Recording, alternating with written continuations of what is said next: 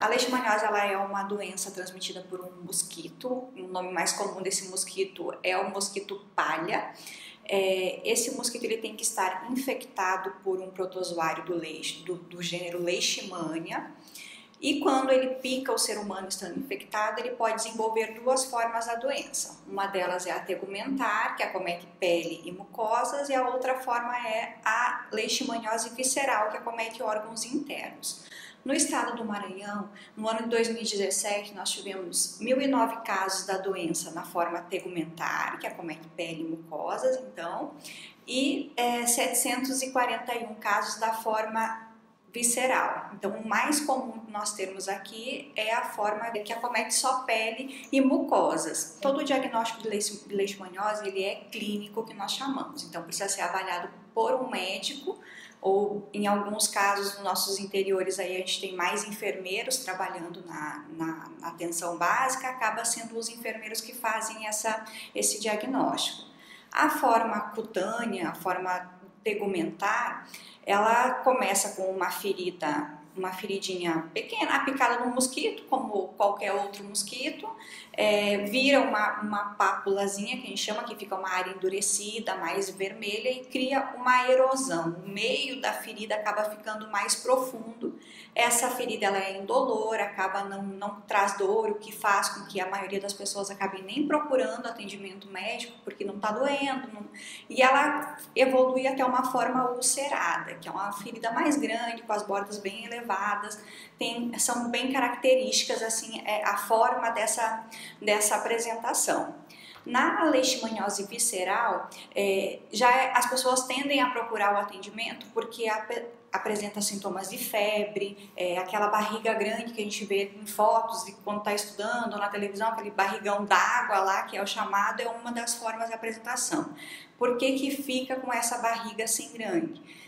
Quando é infectado pela leishmania, então o protozoário ele se deposita lá nos órgãos internos, faz destruição de células do sangue e faz com que o baço e também o fígado acabem aumentando de tamanho. Por isso que a gente tem aquela apresentação, às vezes, da criança magrinha com aquele barrigão grandão, por estar com esses órgãos aumentados de tamanho em função da contaminação com a doença.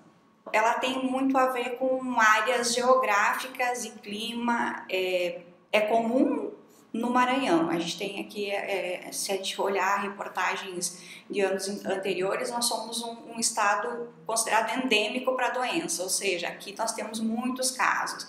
Ele é transmitido por esse mosquito, então antigamente ele era uma doença que ficava mais em áreas com matas, por picar animais silvestres, mas ela sofreu uma urbanização, que a gente chama, porque está nas cidades grandes, em lugares mais secos, ela tende a se apresentar também. É comum e nós temos aí uma forma mais encontrada aqui, como nós já falamos anteriormente, é a questão da pele, acometimento da pele, e dentro das nossas casas a gente pode ter um animal aí que faz a transmissão, acaba fazendo a transmissão para os mosquitos, que são os nossos cães e gatos.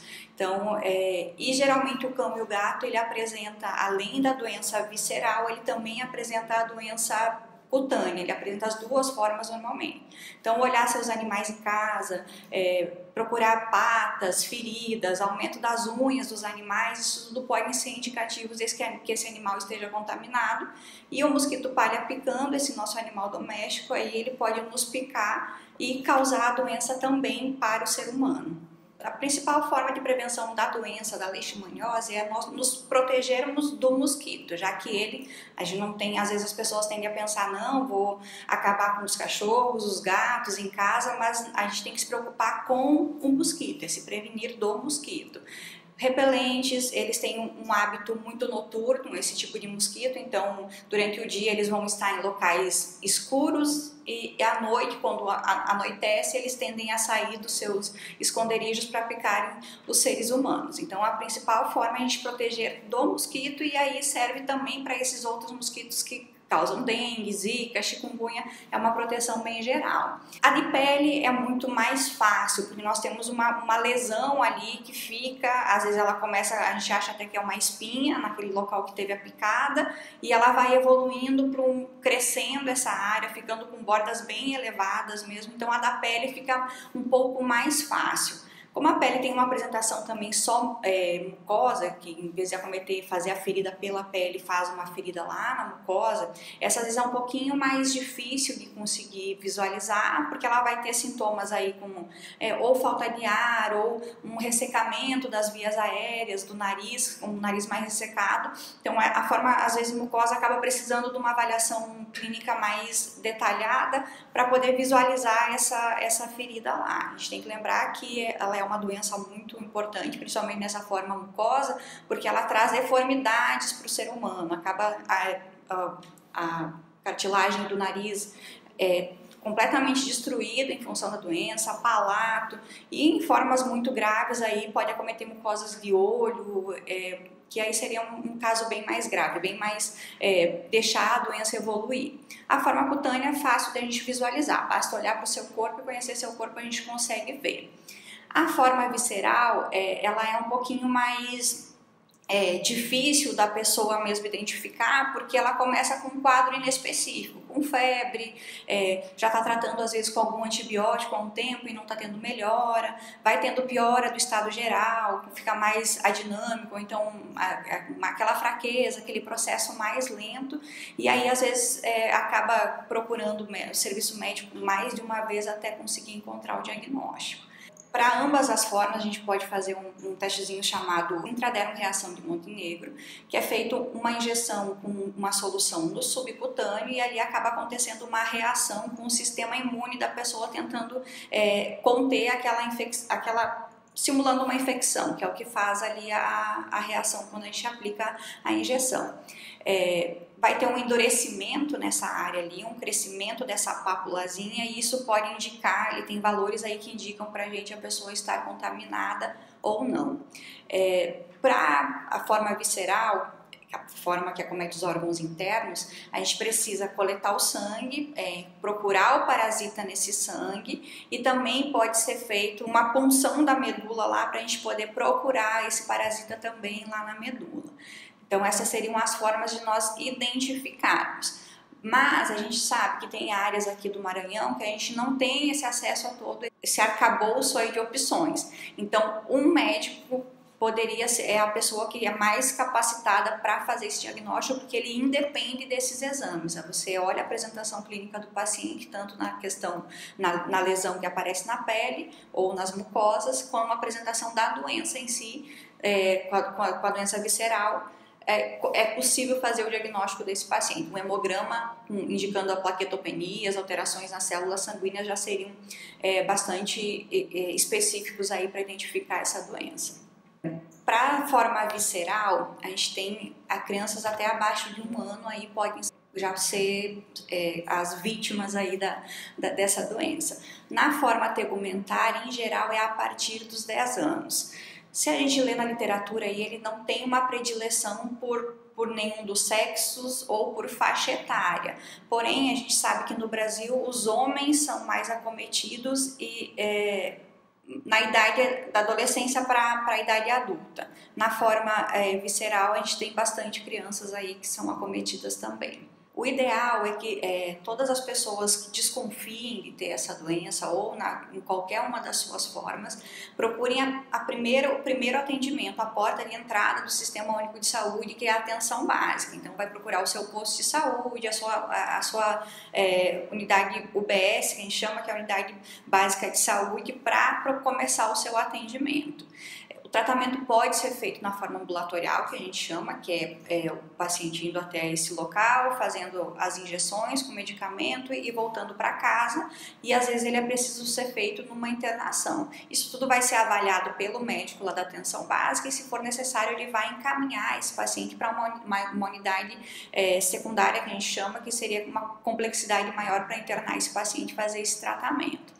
O medicamento mais usado seriam os antimoniatos, o nome mais comum que a gente conhece é o glucantime. É um medicamento que tem um certo tempo aí para a gente tratar. Os tratamentos duram em média entre 20 e 21 dias aí até um pouco mais, dependendo da reação do paciente aí de como ele suporta esse tratamento.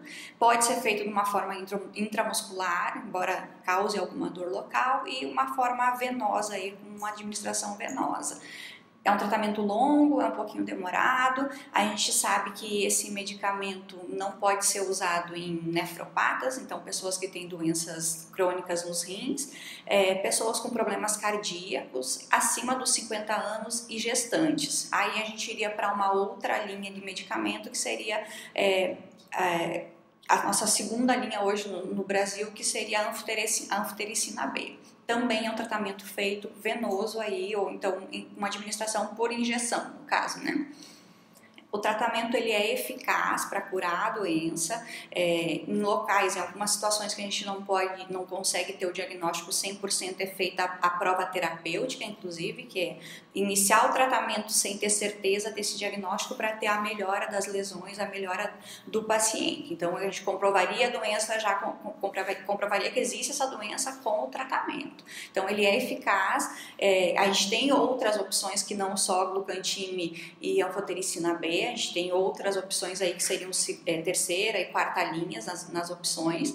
Tem a opção para gestante, então a gente não precisa esperar a gestante acabar, terminar a gestação, ter o seu filho para começar o tratamento. Elas são bastante eficazes e a gente consegue ter cura da doença com esses tratamentos. A gente costuma dizer que até uma AS, uma aspirina, ela pode ter o seu efeito colateral.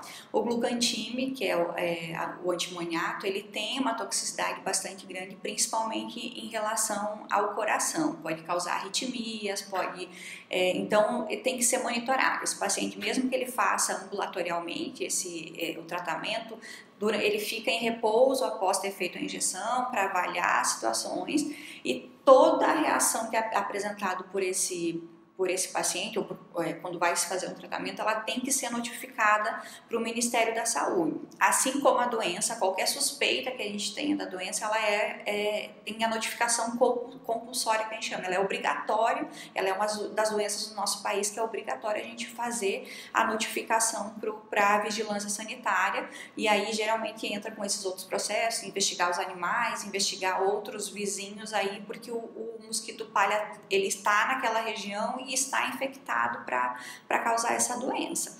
Então tem que notificar, tem que ficar atento. O tratamento cura, mas a gente tem que também estar atento com a medicação, porque ela pode trazer algumas reações colaterais. Não é que todo mundo que fizer vai ter, mas a gente sabe que ela pode ocorrer sim.